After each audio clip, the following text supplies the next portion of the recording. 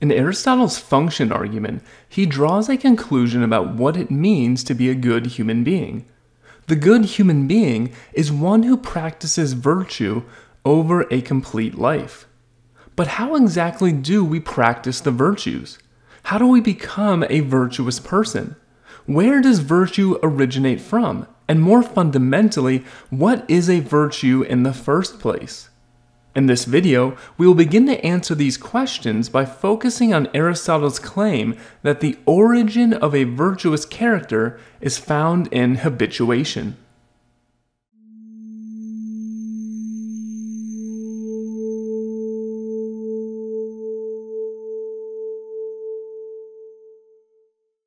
To begin, we should examine the first sentence of Nicomachean Ethics, Book 2. Virtue, then, is of two kinds, that of intellect and that of character. This claim raises three different questions. First, what is virtue in general? Second, what is a virtue of intellect? And third, what is a virtue of character? Let's begin with the concept of virtue itself. The English word virtue is a translation of the ancient Greek word arete. Arete refers to the excellence of a thing, or the qualities that constitute the perfection of that thing. This means that many kinds of things could have virtues or could have arete. A tree, pet, or even a car could all have virtues. These virtues would be the traits they would need to be considered a perfect thing of their kind. It might be a virtue of a tree to produce fruit, of a pet to be loyal and disciplined, and of a car to be reliable. Of course, Aristotle's main concern here is not with the arete of plants, animals, or material objects. Rather, he is concerned with the arete of human beings, the qualities that we must strive for in our pursuit of human excellence.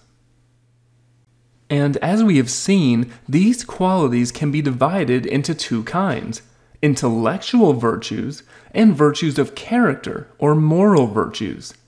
The moral virtues are qualities like honesty, courage, generosity, and justice, whereas the intellectual virtues include traits like good judgment, intellectual honesty, and curiosity. And all these qualities represent a particular kind of human perfection. Now, there is much more to say about the difference between intellectual and moral virtues than I can cover in this video. For further explanation of this point, see the supplemental lecture entitled Intellectual and Moral Virtues, which is linked in the description section of this video below.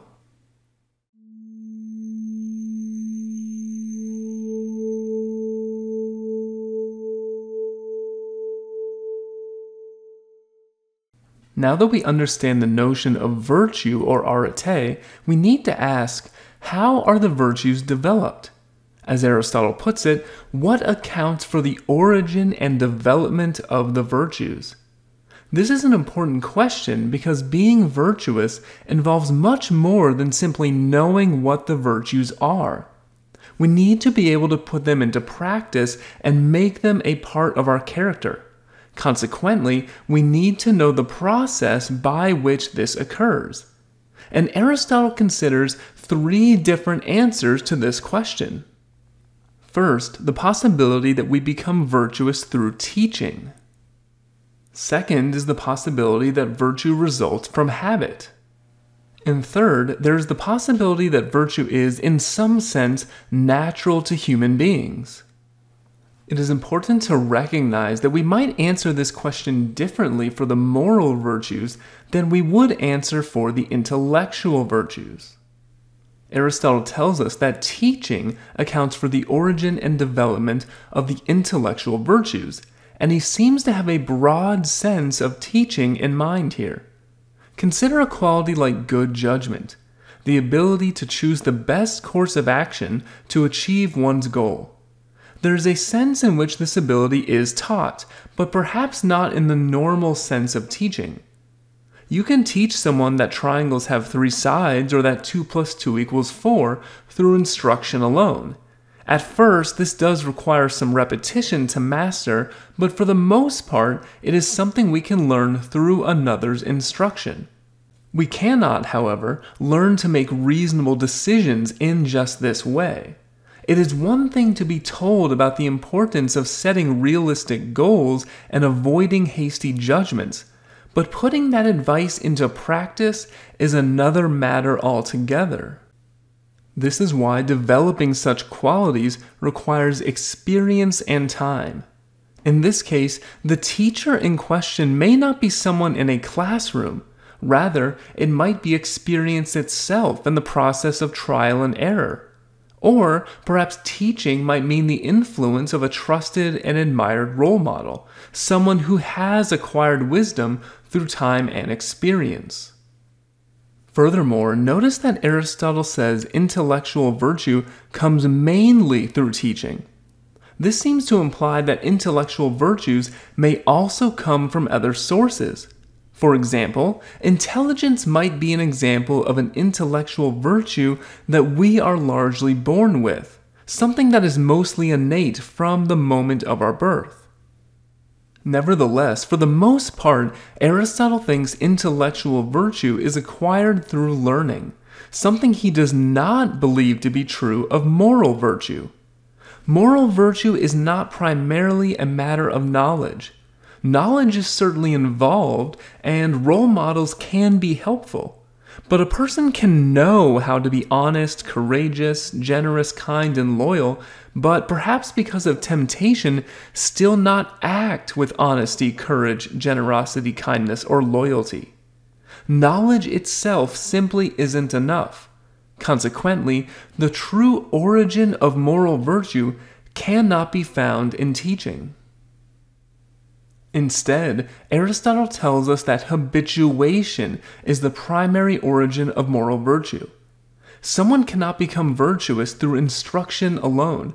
Becoming honest, courageous, and just requires continual practice that ingrains these qualities into us and makes them a deep part of our character.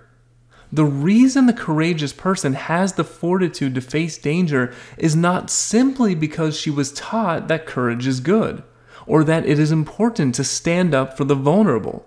Many people are taught these things, but very few are actually courageous. This is because courageous resolve comes from repeated practice that makes us ready for those moments when courageous action is needed. Aristotle's claim that moral virtue originates in habit brings up some further important questions. First, even if teaching is not primary, doesn't teaching still play some role in the development of moral virtue? How exactly does habit give rise to virtue? Are the moral virtues just themselves habits? Or is virtue the result of habit? And couldn't virtue be natural? Aristotle has not really yet said anything about this possibility. So we will turn to these questions in the section of this video that follows.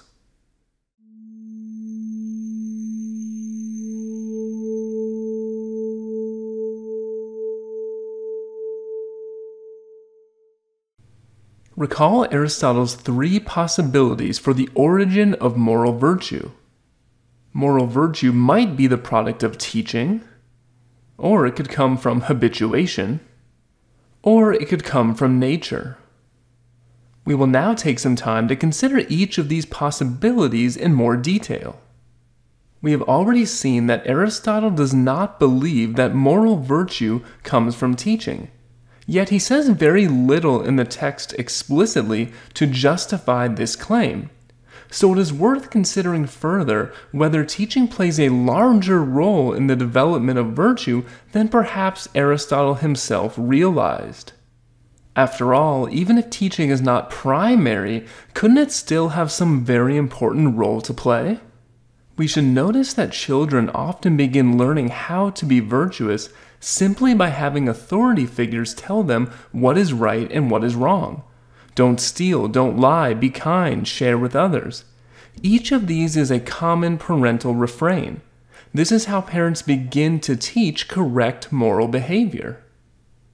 Furthermore, it is commonly thought that good role models are essential for moral development, and we often worry about a child succumbing to bad role models. Now, a role model does not provide explicit instruction like a conventional teacher would, yet role modeling does seem to qualify as a certain sort of teaching. The role model teaches indirectly through their actions and choices. And if that person is seen as authoritative, then the child will learn to emulate the role model's behavior. This means that teaching need not necessarily involve any explicit instruction. And if that is the case, then perhaps teaching plays a more central role in moral development than Aristotle may have realized. Still, I think there is something we can say in defense of Aristotle on this point. While role models are similar to conventional teachers in certain ways, the interaction a role model has with a young person also closely resembles habituation, which you will recall Aristotle believes is the primary source of virtue. Notice that it will not be enough for the child to observe the role model act in a certain way just once. To make an impression, the child will need to see the role model behave consistently in that way. It is repeated observation of certain patterns of behavior which makes the child see that behavior as worthy of emulation. An action performed just once could merely be an accident. And think about the phrase role model itself. This person is not just modeling certain individual discrete actions. She is inhabiting some particular role. And a role involves consistent patterns of behavior. The conscientious parent, hard-working employee, attentive teacher, and loyal friend all inhabit their respective roles because of their regular actions, decisions, and motivations. So if a person qualifies as a role model, then for better or worse, this implies that they embody some consistent and regular way of behaving which others can come to expect from them. The child who imitates a trusted role model does not do so primarily by performing some set of actions that they have learned by explicit instruction. Rather, the child is emulating a certain role and embodying a particular way of life. The child must imagine herself doing what the role model does, imagine herself being the role model, and consequently attempt to emulate the role model's way of living in the world. So perhaps role model emulation falls somewhere between teaching and habituation. It is similar to teaching in that there is transmission of information from the role model to the child about how to live well. However, this transmission of information is very different from the way a traditional teacher transmits information. The transmission of information from a role model is neither direct nor explicit. Knowledge of how to live properly is imparted gradually, reinforced through repeated observation, and can only be put into practice through trial and error after the child has imagined herself in that role. In this way, role model emulation shares many similarities with habituation. Aristotle also mentions the possibility that virtue comes from nature. This is the idea that virtue is something natural to human beings, which shouldn't really require much training or teaching. On this conception, virtue would be largely instinctual. Aristotle considers two different answers to the question of whether virtue is natural, neither of which he thinks is quite right. First, Aristotle considers the position that virtue is contrary to nature, that virtue is unnatural for human beings. Second, Aristotle also considers the position that virtue is natural for human beings, that virtue arises by nature. We will begin by discussing the former possibility. What would it mean to say that virtuous actions are contrary to or against human nature? To understand this, we first need to clarify what it would mean for a thing to act contrary to its nature in a more general sense. We can say that a thing behaves in a manner that is contrary to nature when it wouldn't behave that way without some external force or imposition. For example, consider behavior that is in accordance with good manners. Human beings can, of course, learn to act according to politeness norms. For example, we can train children to say please when they ask for something and to say thank you when they are given something. But this behavior is not natural to us. Humans do not instinctively act this way without some kind of social influence. Now, this doesn't mean that politeness is a bad thing. It definitely plays a beneficial social role in helping social interactions run more smoothly. But it does mean that our obedience to norms of politeness is, in some sense, unnatural or contrary to our nature. Politeness is unnatural in a way that eating, drinking, and sleeping simply are not. Now let's apply this idea to virtuous behavior. Are generous, loyal, just, and honest actions just like polite actions? Would we never act virtuously without the outside pressure of society? Or is acting virtuously more like eating or drinking? Is it a natural course of action that doesn't really require any social conditioning? Some have argued that there is a real sense in which virtue is unnatural for human beings. In the 17th century, the British philosopher Thomas Hobbes argued that ideas of moral virtue and vice and of justice and injustice come about as a result of entering civil society, a state in which we regulate our conduct according to laws and norms. However, prior to entering civil society in the so-called natural state of human beings, cooperation, virtue, and justice was nowhere to be found. Hobbes describes this state, which he calls a state of nature, as a state of war of all against all. A state where, as he famously puts it, life is solitary, poor, nasty, brutish, and short. When left to their own devices, human beings are not virtuous, honest, and compassionate. Without the influence of social norms and laws, people naturally pursue their own selfish desires, even to the point of brutal conflict. We may be capable of justice and kindness now, but that is only because of artificial social conditioning as well as the threat of punishment. Without these influences, we would easily sink back into destructive conflict for selfish gain. As such, on the Hobbesian view, whatever degree of moral virtue humans now exhibit is unnatural and contrary to our nature. But what about the possibility that virtue arises entirely by nature? We can say that a thing arises by nature if, in the absence of some external influence, it couldn't behave in any other way. For example, a stone naturally falls towards the earth. We can stop a stone from falling by, for instance, placing the stone on a table, but there's nothing we can do to make a stone move in a different direction. We cannot train a stone to move away from the earth by throwing it in the air thousands of times. This is simply a natural tendency which cannot be trained away. Once again, now apply this to virtuous behavior. If virtue were as natural to humans as falling toward the earth is to a stone, then humans would be honest, kind, just, courageous, and temperate by instinct. Training and social conditioning wouldn't be required. This sort of behavior would be as natural as eating, drinking, and sleeping.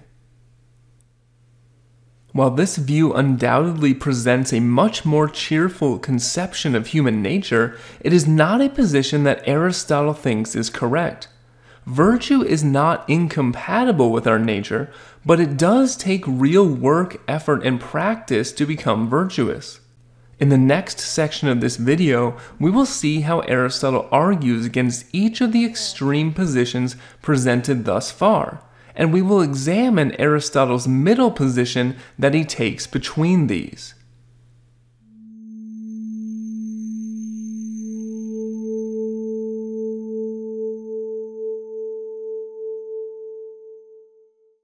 We will begin by looking at the argument Aristotle gives against the view that virtue arises in us by nature. Let's call this the argument from habituation. I have outlined this argument in the following way. Premise 1, if something arises in us by nature, then that thing cannot be modified through habituation. Premise 2, our moral character or virtue can be modified through habituation. Conclusion, our moral character or virtue does not arise in us by nature. Let's start by examining the beginning of this argument. The first premise makes a claim about things that are a certain way by their very nature, and it is a claim that should already be familiar to us. Aristotle tells us that nothing natural can be made to behave differently by habituation. And here we see the previously mentioned example of attempting to change the natural movement of a stone. It is the natural condition of a stone to fall downwards, and our best efforts simply can never make it the sort of thing that naturally rises upwards. Likewise, there is nothing we could do to make fire burn in a downward direction. All of these are completely natural phenomena that are entirely beyond our control to change. So, whatever happens by nature cannot be changed by human effort and deliberate habituation. Given all of this, what should we think about our moral character? Is our moral character something that can be modified by habituation? If it isn't, then this tells us that our moral behavior, just like the movement of a stone or fire, is a natural phenomenon that is outside of our control. But in the second premise of the argument from habituation, Aristotle tells us that our moral character is not one of those things. The actions caused by our character are not like the movements of a stone or a fire. To the contrary, our moral character or virtue can be modified through habituation. If this claim is true, then Aristotle's conclusion follows logically. If entirely natural things cannot be made different through habituation, but our moral character can be made different through habituation, then it follows that our moral character does not come about by nature alone. But what reason do we have to think that this second premise is true? Unfortunately, Aristotle does not explicitly defend this claim. The argument he gives in the first paragraph of Book 2, Chapter 1 seems to take it as obvious that we can control our character through our own actions and efforts. And we can see why Aristotle would assume this. We all know people who are kind, generous, and honest, and we all know people who are mean, selfish, and dishonest. We have a strong sense that what differentiates these two characters are the actions taken by each. The honest person reinforces their upstanding moral character by acting properly, whereas the dishonest person corrupts their character by acting poorly.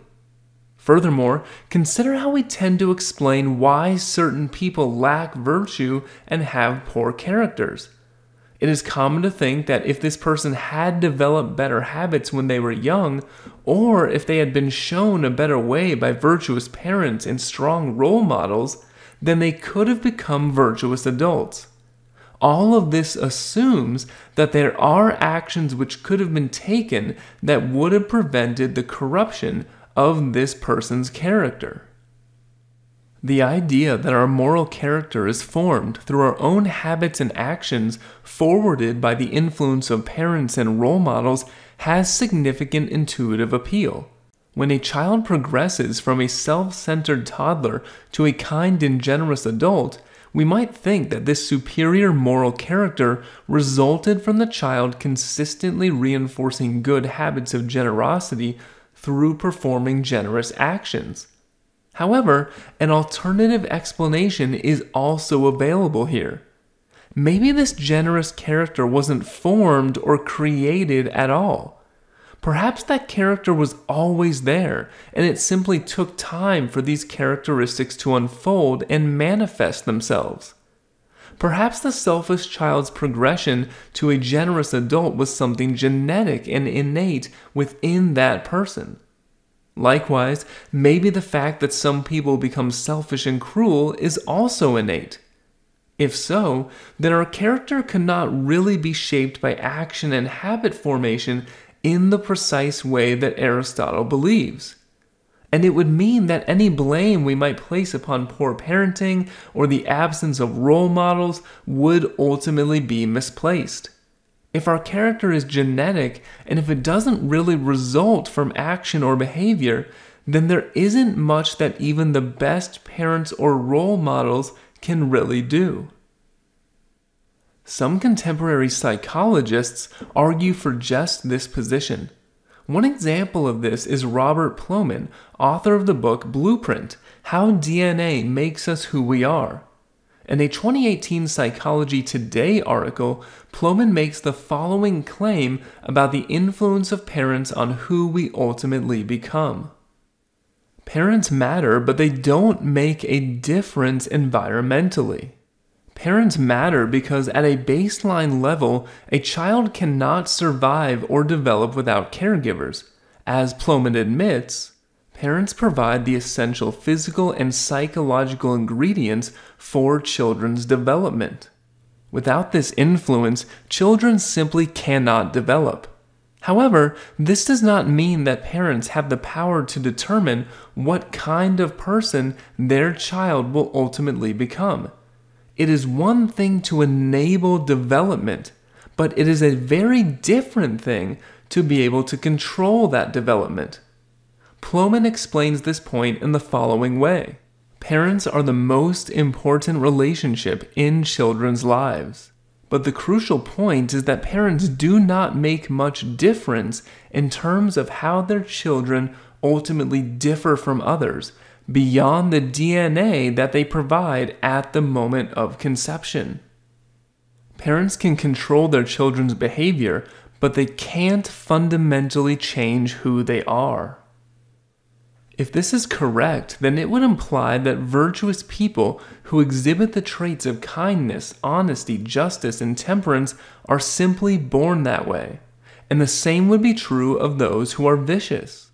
And if all these claims are true, if our moral character is ultimately a consequence of genetics, then it would seem that premise 2 of the argument from habituation must be incorrect. If moral character is ultimately determined by genes, then not only would it be beyond the control of our parents, it would also be beyond our own control. We may very well observe that dishonest people consistently perform dishonest actions, but that doesn't necessarily mean their dishonest character is a result of those actions. According to those like Plomin, the dishonest actions themselves result from the innate poor moral character that this person was born with, a character which neither he nor anyone else can do very much to change. There is certainly more to say on the topic of the role that genetics plays in the development of moral character. However, for better or worse, Aristotle does clearly believe that the formation of our character is sufficiently up to us that we can effectively shape it through our choices and actions. And from this claim it follows that virtue does not arise in us by nature. Those who possess an excellent moral character were not simply born lucky. Instead, such individuals enjoy their superior moral character because they chose to consistently practice the virtues. When stating the conclusion of the argument from habituation, Aristotle also mentions that virtue is not contrary to nature either. This is not explicitly implied by the argument from habituation, but we can see why Aristotle would believe this is the case. The development of a virtuous character is supposed to constitute the perfection of the human being. The ideal human is the one who has cultivated the various virtues. But if that is true, then it would be strange to think that virtue is unnatural to the human species. It would be strange to think that human beings can only reach the perfection of their nature when forced to do so by some alien influence. So, while the development of virtue isn't automatic or inevitable, neither is it completely unnatural. But where exactly does all of this leave us? We have seen Aristotle reject the view that virtue is entirely natural, and we have also seen him reject the view that virtue is entirely unnatural. So, what role does nature play exactly in the development of virtue? What is the middle position between these two extremes? We will turn to this topic in the next section of this video.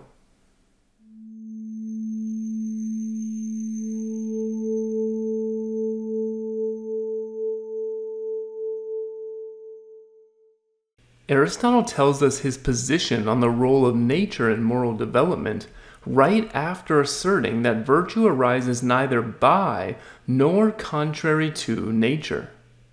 What he tells us is that nature gives us the capacity to acquire the virtues.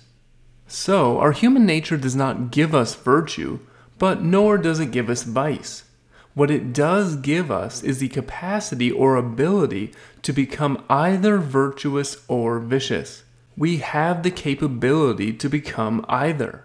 And what results will depend upon the courses of action that we choose to undertake. As Aristotle puts it, the completion of the capacity that our nature gives us to become either virtuous or vicious comes through habituation. A person with a vicious character cannot blame the nature they were given. Their nature afforded them the opportunity to cultivate either virtue or vice. So instead, the blame must fall squarely or at least significantly on themselves and their own failure to reinforce virtuous habits. With this point in place, we can now understand Aristotle's conception of the origin and development of moral virtue. Teaching understood as mere instruction cannot be the origin of moral virtue because having a good moral character simply requires more than knowing what is right and wrong. Nature in itself neither makes us morally good nor morally bad. However, nature does give us the ability to develop either sort of character. So, what is ultimately responsible for the sort of person we become is habituation. The person who consistently tells the truth becomes honest, whereas the person who consistently indulges in lies will become dishonest. The person who regularly faces danger in defense of those who cannot defend themselves develops courage, whereas those who constantly shy away from opposition will become cowards. And the same is true with all of the other virtues and vices. In this way, our innate human capacity for virtue is brought to completion through habituation. When we first hear that virtue arises from habituation, it is tempting to think that what Aristotle is saying is that virtues are habits. That is, we might think that what Aristotle means is that the honest person tells the truth in a manner similar to how someone might tie their shoes. But this would be to seriously misunderstand Aristotle's position. While Aristotle believes habit is what leads to developing a virtuous character, he does not think that the virtues themselves are merely habits. Unfortunately, there's not space to fully address this issue in the present video. However, for a more complete discussion of this topic, please see the lecture entitled Are Virtues Habits?, which is linked in the description section below.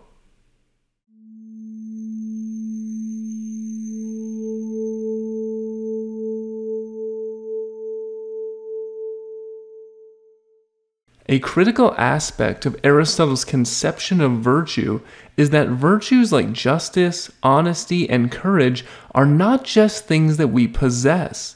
They are abilities that we use. For this reason, Aristotle classifies the virtues as a type of skill. So, in order to understand the claim that habituation is the origin of virtue, we will need to understand what is significant about seeing the virtues as skills, and we will need to consider what sort of habitual process can lead us to develop these skills. To answer these questions, let's begin as Aristotle does by comparing habituated capacities like virtues and skills with entirely natural capacities. Aristotle tells us the following about natural capacities. In all the cases where something arises in us by nature, we first acquire the capacities and later exhibit the activities. Here, Aristotle draws a distinction between a capacity, which is merely possessing the ability to do something, and an activity, which would be the actual use of that ability or capacity. The point Aristotle wants to make here is that when it comes to natural abilities, we first possess the capacity in question before we engage in the activity that is associated with that capacity. Furthermore, for purely natural capacities, we do not need to engage in the activity in order to develop that ability. Aristotle uses the examples of our senses, like our sense of sight and hearing, in order to clarify this point. In the case of the senses, since we did not acquire them by seeing or hearing often, we had them before we used them, and did not acquire them by using them. Consider our abilities of seeing and hearing. We possess the capacity to see so long as we have the right bodily organs and as long as those organs are in good working order. However, the activity of seeing occurs when we actually open our eyes and see what is around us. And likewise, the activity of hearing occurs whenever sound gets within range of our ears. Now, because our ability to see is entirely natural, we do not develop our capacity to see through the activity of seeing. We do not develop sight by gradually being able to see things that are farther away through practice and hard work. Instead, once our eyes have been fully developed through natural processes, we are able to use them to their fullest extent. And in fact, our eyesight and hearing may deteriorate over time instead of getting better through practice. So, in the case of a natural ability, we first possess the capacity in question naturally through no effort of our own. And this capacity then permits us to engage in its associated activities like seeing or hearing. In the case of an ability that we don't possess by nature, but that we develop through habituation, abilities like virtues or skills, then exactly the opposite is true. In the case of both virtues and skills, we acquire them by first exercising them. Notice that this reverses the order that we saw previously with purely natural abilities. Through correctly and consistently performing the right actions, we develop the capacity that is associated with those actions. So, when we are talking about an ability that is developed through habituation, action comes first, and only later is the capacity developed as a result. Aristotle illustrates this with skills such as building or playing a musical instrument. He tells us that we become builders by building, and we become lyre players by playing the lyre. No one could be considered a skilled builder or skilled lyre player if they had not first practiced these skills over a long period of time. We must first actually build things and attempt to actually play real music before we can say that we have acquired these skills. Consequently, the same is also true of the virtues.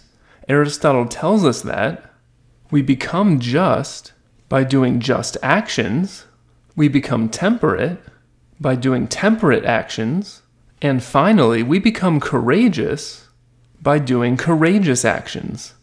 In each case, developing a virtue requires first performing actions in accordance with that virtue. Once again, just like with skills, It is action which comes first, and the development of the ability or virtue that comes later. Later in Book 2, specifically in Chapter 4, Aristotle poses an objection to the account he has offered thus far, wherein the capacity for virtue always comes after we have performed virtuous actions. He admits that someone might wonder what we mean by saying that becoming just requires doing just actions first, and becoming temperate, temperate actions. For if we do just and temperate actions, we are already just and temperate. Similarly, if we do what is literate or musical, we must be literate or musical. According to this objection, it is unclear how, if action must always come before capacity, it would ever be possible to begin developing some capacity. How can we play music if we are not already a musical person? Likewise, how can we act with courage if we are not already courageous? Don't we first need to possess the capacity in question before we can begin to act? We can call this the priority of action problem. How is it possible to act in accordance with some skill or virtue before we have acquired that skill or virtue? That is, how is it possible for action to be prior to capacity? This is an important objection for Aristotle to raise, and answering it will require thinking carefully about how it is that imperfect actions can lead us to achieve excellence in the various skills and virtues. Perhaps we will find that here there is a significant role for teaching. In any case, I only make note of this objection here and cannot cover it completely in this video. For further discussion, please see the supplemental lecture entitled Virtue, Habit, and the Priority of Action that is linked in the description section below. If Aristotle's general account here is correct, then there are significant similarities between virtues and skills. And the most important of these is that each is trained through action, habit, and practice. Nobody is born an excellent lyre player, just as nobody is born perfectly honest, just, or courageous. However, to say that nobody is born an excellent athlete, musician, or builder is not to say that natural talent is irrelevant. Nobody becomes a great musician without training, but some people are born with the kind of natural talent that makes musical excellence a real possibility for them. So, should we say the same thing about the virtues? Are some people born with innate natural talent for honesty, for justice, for compassion, or for courage?